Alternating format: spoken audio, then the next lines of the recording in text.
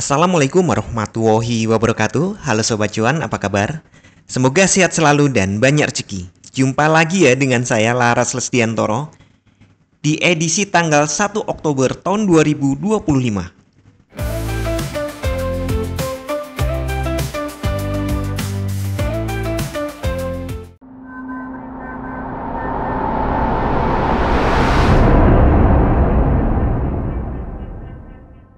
Iya, kemarin seperti prediksi ya, sudah diprediksi bahwa market masih akan naik dan all time high baru lagi. Ya walaupun nih pagi-pagi itu sempat bikin kita berpikir market akan pullback gitu ya. Kita lihat langsung di 1 jam aja ya. Nanti 4 jamnya belakangan. Nah, di sini ya terlihat ya. Jadi jam 1 sore itu all time high baru di 3.871, sekian, hampir 72. Lalu tiba-tiba pullback, turun, jatuh dalam banget dan ternyata balikin naik lagi dong. Wah, ini jujur aja nih wow banget ini. Nggak nyampe $100 memang, tapi ini wow banget. Bikin orang-orang FOMO itu kebilas gitu, tertelan ombak. Ini ombaknya gede banget. Oke, nah hari ini bagaimana? Kita kembali ke 4 jam ya. Nah, di 4 jam saya suka 4 jam untuk analisa karena dia itu peralihan antara daily sama intraday. Nah, di 4 jam masih terlihat ya. Higher high, higher low-nya itu masih berjalan gitu sampai kemarin. Dan kemungkinan hari ini masih akan membuat all time high baru gitu. Jadi edisi lanjutan dari Everyday is all time high. Hati-hati, ini kita mendekati zona supply yang kalau jebol ya udah bener-bener bisa ke 900. Nah, untuk 4 jam ada juga zona demand di sini di 815. Tapi di sela-sela ini ada support resisten yang harus dipertahankan. Diperhatikan. Jadi di sini ada 40. Tapi sebenarnya nih untuk support yang lebih cocok itu adalah 30 di sini. Ini kan ada tahanan ya. Nanti kelihatan di time frame yang lebih kecil. Jadi untuk support 1 ada di 30. Kemudian support 2-nya ada di 800 langsung sambil bawah sini. Tapi hati-hati di sini ya. Di 15 ya. Ini sudah ada zona demand di sini. Hanya saja karena dekat 800, saya anggap 800 saja. Karena itu kan psikologi level ya. Nah, kalau itu jebol gitu, demandnya jebol, itu balik lagi ke bawah yang sebelumnya ini saya bilang ke 3.770-an ya. Tapi rasanya berat, saya nggak yakin ini. Nempel 800 lagi itu kayaknya udah maksimal kayak yang kemarin ya. Nah, kita zonanisasi, bukan untuk sekolah ya, tapi untuk cari tahu tempat-tempat yang sakral gitu. Nah, ini kan 800 ya. Ini kan dekat 78, iya tuh 99, sekian 800 gitu aja lah. Selama harga masih di atas 800 close-nya nanti, itu saya pikir masih naik dan saya yakin close-nya masih di atas 800. Nah, jadi untuk ini nih kalau untuk transaksi ya.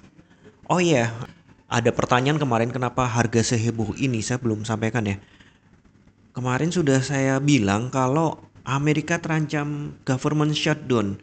Government shutdown itu nggak ada biaya untuk pemerintahan. Jadi anggarannya itu belum di ACC sama Senat.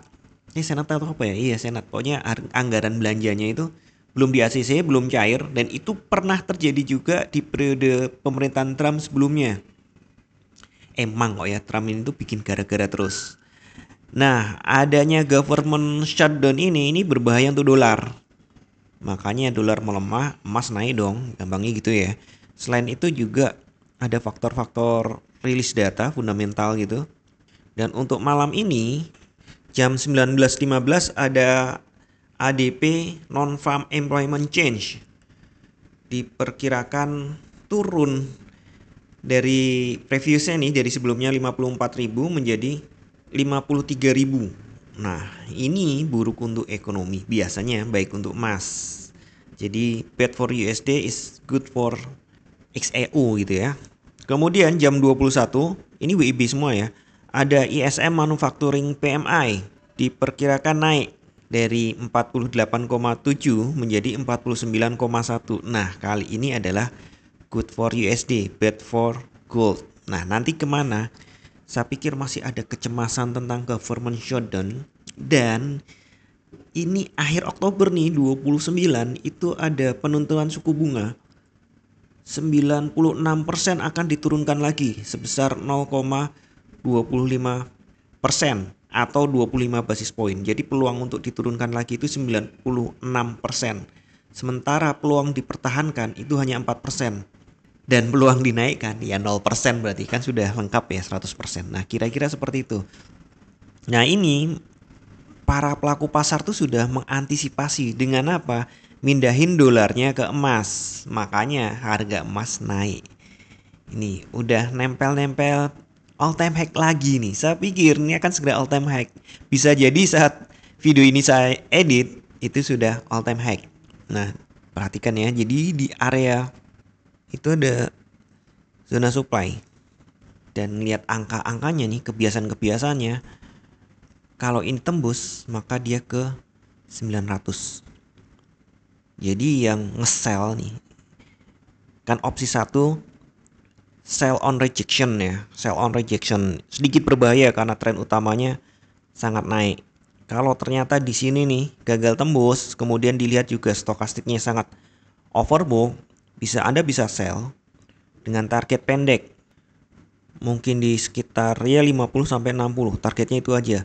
Kemudian stop lossnya justru lebih tinggi. Stop lossnya ke 905.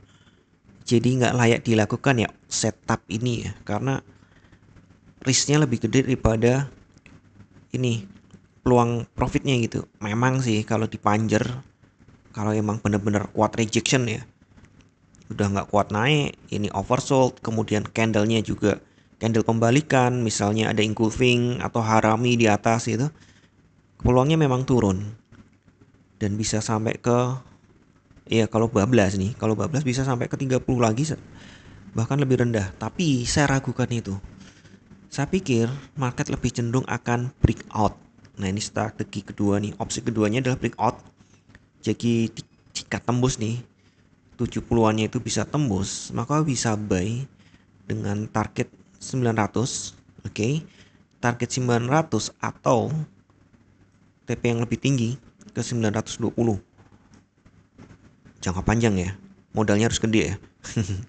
Karena kalau turun, kalau ternyata false breakout dan kita gagal mengantisipasi, dia turunnya dalam juga ke angka yang tadi saya sebutkan, ke sekitar 40, 30 gitu. Oke. Sedangkan strategi untuk ranging, sorry, ternyata nggak ranging. Kemungkinan nggak ranging. Kemarin ranging sih, tapi rangingnya gede, serem. Sampai bawah segini nih, sampai di bawah 800 bahkan, karena saya pikir kemarin rangingnya masih 800 sampai 830, tapi ternyata di bawah 800. Ya, dikit di bawah sih. Tapi itu sudah kayak mengubah opsi kita gitu. Jadi yang ranging memang sell di antara ini ya, 60 ke atas sell, kemudian buy-nya 20 ke bawah, 30 ke bawah lah. Itu ranging.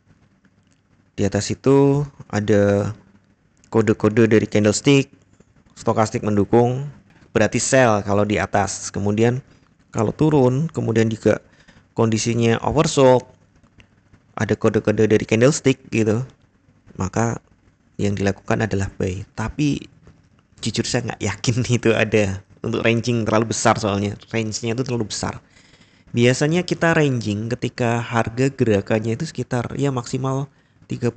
Begitu lebih dari $30, ya kita harus setting lagi. Mungkin akan terjadi ranging. Maksudnya ranging itu ada range harga naik turun. Kayak ini kan ranging, tapi hanya terjadi 4 jam. Jadi ini peluangnya memang akan ada set W dulu. Usrak dulu di sini, baru breakout. Peluang 1 ya. Peluang 2 ya mungkin dia koreksi dulu sampai 30 atau lebih rendah lagi. Ya, koreksi kayak gitu. Kemudian dia lanjut lagi untuk breakout. Ini koreksinya nggak mesti sampai situ aja ya, bisa jadi lebih tinggi. Bisa jadi nih, mantulnya hanya sampai di sini atau kisaran ini. Iya, kalau untuk sampai jauh ini saya ragukan. Peluangnya seperti itu. Oke, hati-hati ya. Market lagi wow banget gitu. Jadi harus lebih fokus dan lebih disiplin dalam money management. Tentu saja ini peluangnya gede karena ya high risk again ya. Kalau kita fokus money managementnya oke, kita awas nih setup mana yang berjalan, profitnya gede ini, bener. Tapi sekali nggak fokus, jadi salah memilih setup transaksinya, tidak lakukan money management, ya rasakan sendiri. Ya, kita tahu, selalu saya sampaikan, tidak ada satupun analisa yang 100% benar. Makanya di analisa ini, saya sertakan beberapa peluang atau kemungkinan opsi-opsi yang mungkin terjadi. Jadi, ingat juga, atur volume transaksi Anda agar sesuai dengan kekuatan dana Anda, dan siapkan money management agar jika ternyata harga bergerak tidak sesuai dengan prediksi atau posisi terbuka Anda, maka Anda bisa segera melakukan antisipasi secara cepat dan tepat. Oke, sekian dulu informasi dari saya. Semoga kita semua cuan hari ini lancar, berkah, manfaat, dan tetap sehat. Amin. Wassalamualaikum warahmatullahi wabarakatuh. Equity World Futures, bawa kita terbang tinggi. Dengan strategi tepat, kita raih mimpi. Di setiap transaksi ada peluang.